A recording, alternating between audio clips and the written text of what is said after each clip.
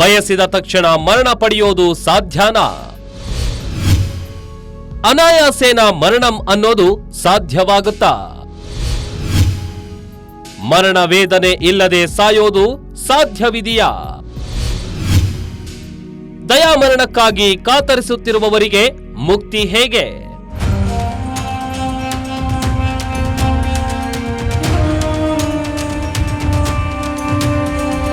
ಅನಾಯಾಸೇನ ಮರಣಂ ವಿನಾ ದೈನೇನ ಜೀವನಂ ದೇಹಾಂತೆ ತವ ಸಾಯುಜ್ಯಂ ದೇಹಿಮೆ. ಹೌದು, ಬಹುತೇಕ ಹಿಂದೂ ಅಥವಾ ಸನಾತನ ಧರ್ಮೀಯ ಭಗವಂತನಲ್ಲಿ ಪ್ರತಿದಿನವೂ ಪ್ರಾರ್ಥಿಸೋದು ಇದನ್ನೇ. ಅನಾಯಾಸೇನಂ ಮರಣಂ ಅಂದರೆ ನಮ್ಮ ಜೀವನದ ಅಂತ್ಯಕಾಲದಲ್ಲಿ ಯಾವುದೇ ತೊಂದರೆಯಿಲ್ಲದೆ ಅನಾಯಾಸವಾಗಿ ಸಾಯಬೇಕು.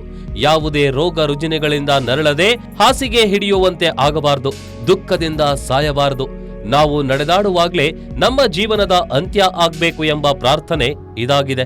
ಆದ್ರೆ ಅದು ಅಂದುಕೊಂಡಷ್ಟು ಸುಲಭವಲ್ಲ. ಕೇವಲ ಹಿಡಿಯಷ್ಟು ಜನರಿಗೆ, ಯಾರೋ 1000ಕ್ಕೆ ಒಬ್ಬರೋ ಇಬ್ಬರಿಗೋ ಇಂತಹ ಅನಾಯಾಸೇನ ಮರಣ ಸಿಗೋದು. ಮಾತನಾಡುತ್ತಲೇ ಥಟ್ ಅಂತ ಕುಸಿದು ಬಿದ್ದು ಸಾವನ್ನಪ್ಪಿದವರು, ಆಟವಾಡುತ್ತಾ ಆಡುತ್ತಲೇ ಕುಸಿದು ಬಿದ್ದು ಸತ್ತವರು, ಹಾಡುತ್ತಲೇ ಹಾಗೆ ಬಿದ್ದು ಇಹಲೋಕ ತ್ಯಜಿಸಿದವರ 10 ಹಲವು ಉದಾಹರಣೆಗಳು ನಮ್ಮಲ್ಲುಂಟು. ಅಬ್ಬಬ್ಬ, ಏನ್ ಸಾವು ರೀ ಇದು ಅಂತ ಆ ಸಾವುಗಳ ಬಗ್ಗೆ ಜನ ಮಾತನಾಡಿಕೊಳ್ತಾರೆ. ಆದ್ರೆ ಏನ್ ಮಾಡೋದು, ಸಾವು ನಮ್ಮ ಕೈಯಲ್ಲಿಲ್ವಲ್ಲ. ಅಂತಕನ ದೂತರಿಗೆ ಕಿಂಚಿತ್ತೂ ದಯವಿಲ್ಲ ಅಂತ ನಮ್ಮ ದಾಸವರೇಣ್ಯರೇ ಹೇಳಿಲ್ವೇ?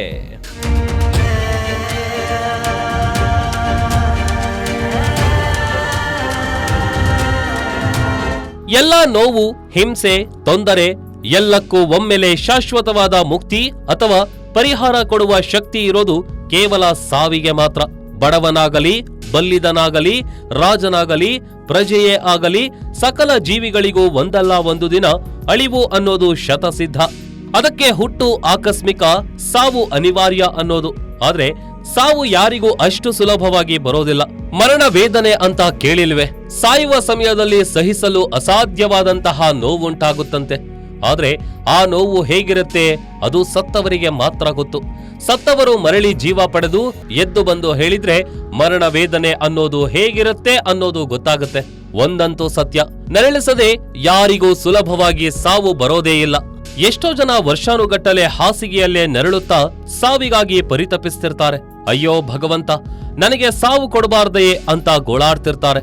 ಆದ್ರೆ ಅವರಿಗೆ ಸಾವು ಬರೋದೇ ಇಲ್ಲ.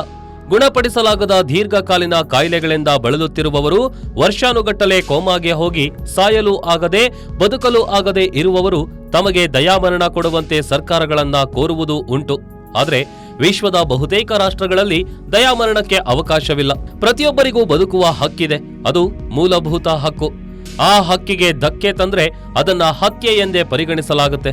ತನಗೆ ತಾನೇ ಸಾವು ತಂದುಕೊಂಡ್ರೆ ಅದು ಆತ್ಮಹತ್ಯೆ. ಬೇರೆಯವರು ಸಾವಿಗೆ ಕಾರಣರಾದ್ರೆ ಅದು ಕೊಲೆ ಅಥವಾ ಹತ್ಯೆ. ಎರಡೂ ಕೂಡ ಪನಿಷಬಲ್ ಕ್ರೈಮ್. ಸಾಯುವವರಿಗೆ ಸಹಾಯ ಮಾಡುವ ಡಾಕ್ಟರ್ ಡೆತ್. ಈ ತರ ದಯಾಮರಣಕ್ಕಾಗಿ ತಹತಹಿಸುತ್ತಿರುವವರ ಸಹಾಯಕ್ಕಾಗಿಯೇ ಒಬ್ಬ ವ್ಯಕ್ತಿ ಕೆಲಸ ಮಾಡ್ತಿದ್ದಾರೆ. ಆತ ವಕೀಲನೂ ಹೌದು, ವೈದ್ಯನೂ ಹೌದು. ಅವರ ಹೆಸರು ಡಾಕ್ಟರ್ ಫಿಲಿಪ್ ನಿಟ್ ಶೇಕ್ ಅಂತ. ಈ ವ್ಯಕ್ತಿ ಆಸ್ಟ್ರೇಲಿಯಾದವರು. ಆಸ್ಟ್ರೇಲಿಯಾ, ಅಮೆರಿಕ, ಇಂಗ್ಲೆಂಡ್ ಸೇರಿದಂತೆ ವಿಶ್ವದ ಹಲವಾರು ದೇಶಗಳಲ್ಲಿ ನ್ಯಾಯಾಲಯದಲ್ಲಿ ಹೋರಾಟ ಮಾಡಿ ಹಲವರಿಗೆ ದಯಾಮರಣ ಕೊಡಿಸಿರುವ ಕೀರ್ತಿ ಡಾಕ್ಟರ್ ಫಿಲಿಪ್ ಅವರದ್ದು. ಹಾಗಾಗಿಯೇ ಈಗ ಅವರು ಡಾಕ್ಟರ್ ಡೆತ್ ಅಂತಲೇ ಖ್ಯಾತಿ ಪಡೆದುಕೊಂಡಿದ್ದಾರೆ. ಓಕೆ, ನ್ಯಾಯಾಲಯದಿಂದ ಅನುಮತಿ ಪಡೆದುಕೊಂಡ ಮೇಲೆ ರೋಗಿಗೆ ದಯಾಮರಣ ಕೊಡೋದು ಹೇಗೆ? ಒಂದು ವೇಳೆ ರೋಗಿ ವೆಂಟಿಲೇಟರ್ನಲ್ಲಿದ್ರೆ ಅವರನ್ನ ವೆಂಟಿಲೇಟರ್ನಿಂದ ಹೊರಗೆ ತರೋದು, ಆಕ್ಸಿಜನ್ ಸಪ್ಲೈ ನಿಲ್ಲಿಸೋದು, ಜೀವರಕ್ಷಕ ಔಷಧಿಗಳ ಸಪ್ಲೈ ನಿಲ್ಲಿಸೋದು, ತೀರಾ ಜಾಸ್ತಿ ಅಂದ್ರೆ ವಿಷದ ಇಂಜೆಕ್ಷನ್ ಕೊಡೋದು, ಹೀಗೆ 10 ಹಲವು ದಾರಿಗಳಿವೆ. ಆದ್ರೆ ಆ ಎಲ್ಲಾ ಮಾರ್ಗಗಳಲ್ಲೂ ಕೂಡ ಸಂತ್ರಸ್ತ ಸಾಯುವ ಮೊದಲು ತುಂಬಾ ವೇದನೆ ಅನುಭವಿಸಬೇಕಾಗತ್ತೆ, ನರಳಾಡಬೇಕಾಗತ್ತೆ.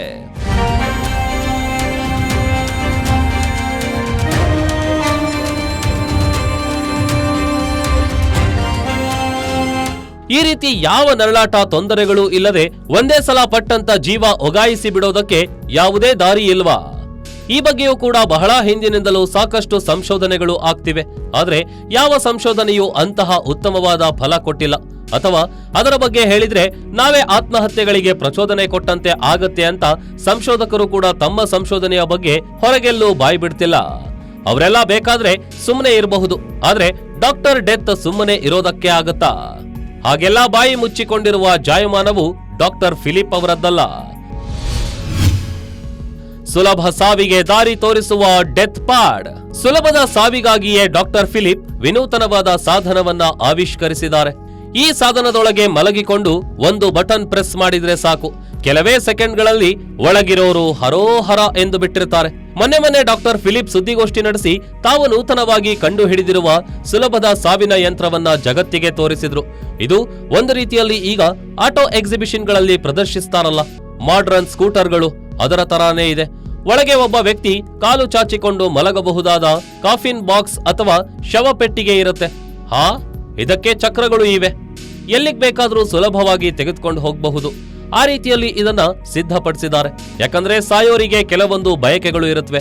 ತಾವು ಇಂತಹುದೇ ಜಾಗದಲ್ಲಿ ಸಾಯ್ಬೇಕು ಅಂತ ಆಸೆ ಇರುತ್ತೆ. ಈಗ ಬಹಳಷ್ಟು ಜನ ಕಾಶಿಗೆ ಹೋಗಿ ಸಾಯ್ಬೇಕು ಅಂತ ಬಯಸೋದಿಲ್ವಾ? ಹಾಗೆ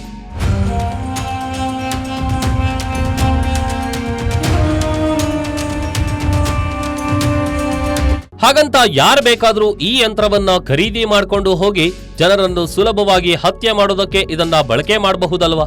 ಆದ್ರೆ ಡಾಕ್ಟರ್ ಡೆತ್ ಇದನ್ನು ಹಾಗೆ ಬೇಕಾಬಿಟ್ಟಿ ಕೇಳಿದವರಿಗೆಲ್ಲ ತಮ್ಮ ಡೆತ್ ಪ್ಯಾಡ್ ಅನ್ನ ಮಾರಾಟ ಮಾಡೋದಿಲ್ಲ, ಕೊಟ್ಟು ಕಳಿಸೋದು ಇಲ್ಲ ಬಿಡಿ. ಈ ಡೆತ್ ಪ್ಯಾಡ್ ನಲ್ಲಿ ಸಾಯೋದಕ್ಕೆ ಇಚ್ಛಿಸುವ ವ್ಯಕ್ತಿ ಮೊದಲಿಗೆ ನ್ಯಾಯಾಲಯದಿಂದ ಅನುಮತಿ ಪಡೆಯಬೇಕಾದುದು ಕಡ್ಡಾಯ. ಅದಾದ ಬಳಿಕ ತನ್ನ ಸಾವಿಗೆ ಯಾರೂ ಕಾರಣರಲ್ಲ, ಸ್ವ ಇಚ್ಛೆಯಿಂದಲೇ ತಾನು ಸಾಯ್ತಿದ್ದೀನಿ ಎಂದು ತನ್ನ ಮರಣ ಪತ್ರವನ್ನ ಸಿದ್ಧಪಡಿಸಿ ಸಹಿ ಹಾಕಿ ಕೊಡಬೇಕು. ಕಾನೂನು ಪ್ರಕ್ರಿಯೆಗಳೆಲ್ಲ ಮುಗಿದ ಮೇಲೆ ಸಾಯಲು ನಿರ್ಧಾರ ಮಾಡಿರುವವರನ್ನ ಈ ಡೆತ್ ಪ್ಯಾಡ್ ನಲ್ಲಿ ಮಲಗಿಸಿ ಬಾಗಿಲು ಹಾಕಲಾಗುತ್ತೆ. ಇಲ್ಲಿ ಡೆತ್ ಪ್ಯಾಡ್ ನಲ್ಲಿರುವ ಡೆತ್ ಬಟನ್ ಅನ್ನ ಬೇರೆ ಯಾರು ಒತ್ತುವ ಹಾಗಿಲ್ಲ. ಯಾರು ಸಾಯೋದಕ್ಕೆ ನಿರ್ಧಾರ ಮಾಡಿ ಒಳಗೆ ಮಲಗಿರ್ತಾರಲ್ಲ ಅವರೇ ಒತ್ತಬೇಕು. ಯಾವಾಗ ಸಾಯ್ಬೇಕು, ಎಷ್ಟೊತ್ತಿಗೆ ಸಾಯ್ಬೇಕು, ಯಾವ ದಿನಾಂಕದಲ್ಲಿ ಸಾಯ್ಬೇಕು ಎಂಬುದನ್ನ ನಿರ್ಧಾರ ಮಾಡುವ ಅಧಿಕಾರ ಸಾಯುವವರದ್ದೇ ಆಗಿರುತ್ತೆ. ಸಾಯೋ ಮೊದಲು 3 ಪ್ರಶ್ನೆಗಳಿಗೆ ಉತ್ತರ ಕೊಡೋದು ಕಡ್ಡಾಯ. ಡೆತ್ ಪ್ಯಾಡ್ ನಲ್ಲಿ ಮಲಗಿದ ವ್ಯಕ್ತಿ ಡೆತ್ ಬಟನ್ ಒತ್ತುವ ಮೊದಲು ಅವರಿಗೆ ಡಿಜಿಟಲ್ ರೂಪದಲ್ಲಿ ಶಬ್ದ ಮತ್ತು ಲಿಖಿತ ರೂಪದಲ್ಲಿ 3 ಪ್ರಶ್ನೆಗಳನ್ನು ಕೇಳಿಸಲಾಗುತ್ತೆ. ನೀವು ಯಾರು, ಎಲ್ಲಿದ್ದೀರಿ, ಈ ಮಷೀನ್ ನಲ್ಲಿ ಬಟನ್ ಒತ್ತಿದ್ರೆ ಅದರ ಪರಿಣಾಮ ಏನಾಗುತ್ತೆ ಎಂಬುದು ನಿಮಗೆ ಗೊತ್ತಿದೆ ಅಲ್ವಾ ಅಂತ ಕೇಳ್ತಾರೆ. ಅದಕ್ಕೆ ಒಳಗೆ ಇರುವವರು ಸಮರ್ಪಕವಾಗಿ ಉತ್ತರ ಕೊಟ್ಟು ಆ ಉತ್ತರ ಸಮಯೋಚಿತವಾಗಿದೆ ಅಂತ ಕನ್ಫರ್ಮ್ ಆದ ಮೇಲೇನೆ ಡೆತ್ ಬಟನ್ ಒತ್ತೋದಕ್ಕೆ ಅನುಮತಿ ನೀಡಲಾಗುತ್ತೆ.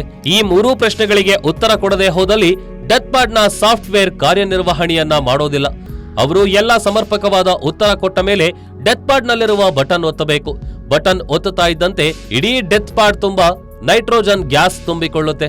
ಒಳಗಿರುವವರು ಒಮ್ಮೆ ದೀರ್ಘವಾಗಿ ಉಸಿರು ಎಳೆದುಕೊಂಡ್ರೆ ಆಯ್ತು, ಮುಂದಿನ ಕ್ಷಣ ಅವರ ಪ್ರಜ್ಞೆ ತಪ್ಪಿ ಹೋಗುತ್ತೆ. ಮುಂದೇನಾಗುತ್ತದೆ ಅವರಿಗೆ ಗೊತ್ತಾಗೋದೇ ಇಲ್ಲ. ನೈಟ್ರೋಜನ್ ವಿಷಾನಿಲ ಅವರ ಶ್ವಾಸಕೋಶಗಳನ್ನ ಆವರಿಸಿಕೊಂಡು ಮುಂದಿನ ಕೆಲವು ಸೆಕೆಂಡ್ಗಳಲ್ಲಿ ಸಿವಿಯರ್ ಹಾರ್ಟ್ ಅಟ್ಯಾಕ್ ಆಗುತ್ತೆ. ಹೃದಯ ಬಡಿತ ನಿಂತು ಹೋಗುತ್ತೆ. ಕೆಲವೇ ಸೆಕೆಂಡ್ಗಳಲ್ಲಿ ಎಲ್ಲವೂ ಫಿನಿಶ್. 10 ನಿಮಿಷವಾದ ಮೇಲೆ ಡೆತ್ ಪ್ಯಾಡ್ ನ ಬಾಗಿಲು ತೆಗೆದು ಮೃತದೇಹವನ್ನ ಹೊರಗೆ ತೆಗೆಯಬಹುದು.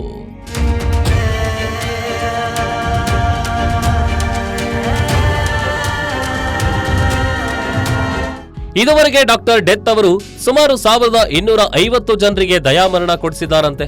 ಈ ಪ್ರೆಸ್ ಮೀಟ್ ಮಾಡಿದ ಮೇಲೆ ಡಾಕ್ಟರ್ ಫಿಲಿಪ್ ಅವರ ಖ್ಯಾತಿ ಆಸ್ಟ್ರೇಲಿಯಾ, ಅಮೆರಿಕ ಖಂಡಗಳನ್ನು ಮೀರಿ ವಿಶ್ವವ್ಯಾಪಿಯಾಗಿದೆ. ಯಾರ್ಯಾರಿಗೆ ದಯಾಮರಣ ಬೇಕಾಗಿದೆಯೋ, ಯಾರು ತಮ್ಮ ಜೀವನದ ಮೇಲೆ ಜಿಗುಪ್ಸೆಗೊಂಡು ತಮ್ಮ ಬದುಕು ಕೊನೆಗೊಳಿಸಲು ಬಯಸ್ತಿದ್ದಾರೋ ಅವರೆಲ್ಲ ಡಾಕ್ಟರ್ ಫಿಲಿಪ್ ಅವರನ್ನ ಸಂಪರ್ಕಿಸಲಾರಂಭಿಸಿದ್ದಾರಂತೆ. ಆದ್ರೆ ಇನ್ನೂ ಯಾರಿಗೂ ಕೂಡ ಈ ಡೆತ್ ಪ್ಯಾಡ್ ಬಳಕೆ ಮಾಡಿಲ್ಲ. ಆದ್ರೆ ಡಾಕ್ಟರ್ ಡೆತ್ ಅವರು ಡೆತ್ ಪ್ಯಾಡ್ ವಿಷಯವನ್ನ ಬಹಿರಂಗಪಡಿಸಿದ ಮೇಲೆ ಸುಮಾರು 1,16,123 ಮಂದಿ ಈ ಡೆತ್ ಪ್ಯಾಡ್ ಬಗ್ಗೆ ವಿಚಾರಿಸಿದಾರಂತೆ. ಅದೇ ವೇಳೆ ಡಾಕ್ಟರ್ ಫಿಲಿಪ್ ಅವರ ಈ ಆವಿಷ್ಕಾರಕ್ಕೆ ವಿಶ್ವಾದ್ಯಂತ ಹಲವು ವೈದ್ಯರು, ಆಧ್ಯಾತ್ಮಿಕ ಚಿಂತಕರೆಲ್ಲ ತೀವ್ರ ವಿರೋಧ ವ್ಯಕ್ತಪಡಿಸುತ್ತಿದ್ದಾರೆ. ಆತ್ಮಹತ್ಯೆ ಮಹಾಪಾಪ, ಆತ್ಮಹತ್ಯೆಗೆ ಪ್ರಚೋದನೆ ಕೊಡೋದು ಇನ್ನೂ ಪಾಪ. ನೀ ಸೃಷ್ಟಿಸಲಾಗದ ಜೀವಕ್ಕೆ ಸಾವು ಕರುಣಿಸಲು ನೀನು ಯಾರು ಅಂತ ಪ್ರಶ್ನಿಸುತ್ತಿದ್ದಾರೆ. ಆದ್ರೆ ಡಾಕ್ಟರ್ ಫಿಲಿಪ್ ಮಾತ್ರ ಆ ಯಾವುದೇ ವಿರೋಧಿಗಳಿಗೆ ಎಳ್ಳಷ್ಟು ತಲೆ ಕೆಡಿಸಿಕೊಂಡಿಲ್ಲ.